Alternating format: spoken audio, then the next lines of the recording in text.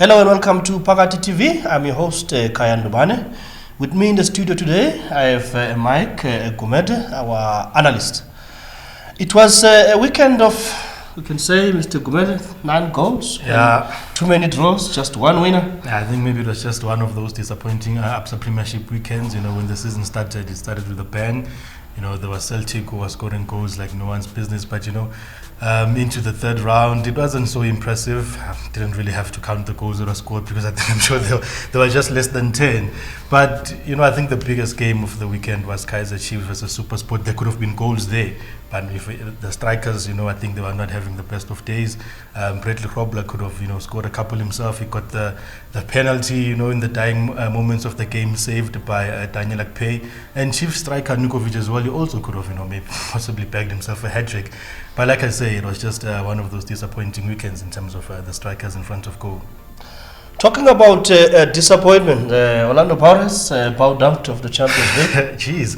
I think for Pirates, you know, when they say it rains, it pours. I think that's the situation now at Pirates, especially with the departure of Coach Micho, who, funny enough, Zamalek scored, 6 goals in his first game, and, you know, his former team is struggling here. But I guess maybe a team like Pirates, they're going through a huge slump. You know, it is expected, you know, when you lose your coach who has been doing well for the past 2 seasons.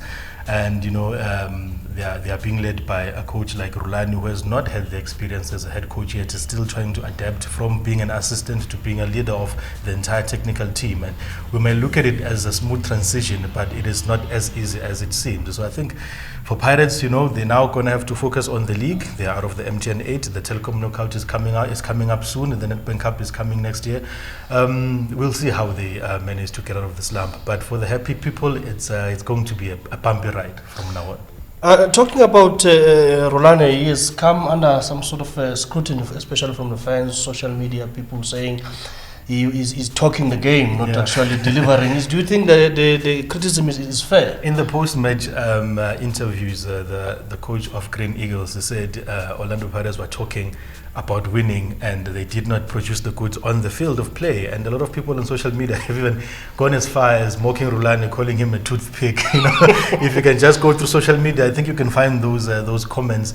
But, you know, on a rather serious note, I think it is unfair, you know, for the happy people to be going against one of their own. You know, yes, we understand it's a big brand. They want results. They want Rulani to deliver, and especially when there was that, you know, that rumor that Rulani was the one who was coaching at Mamelodi Sundowns, and he was doing the same thing at Pirates. Now that, you know, he's the one in the spotlight, he has to deliver, or else he will face a huge backlash from the supporters. Let's talk about the positive side of South African football. Yeah. Sundowns showed their class, won 4-0, and went through to the second round, and also, surprisingly, TX Galaxy are also through to the next round of the CAF Confederation Cup. Your thought on those games? I think for Sundowns, one thing that you just maybe need to try to analyze and get to the bottom of is that this team lost, Sundowns lost 2-1 when they played in Congo Brazzaville. And I was at the stadium at Lucas Moripe. That team was nowhere to be seen.